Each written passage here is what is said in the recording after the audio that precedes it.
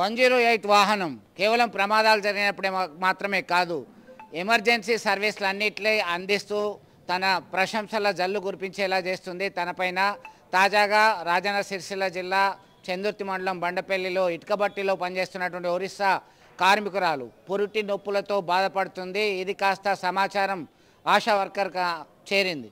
దీంతో 108కి కాల్ చేశారు.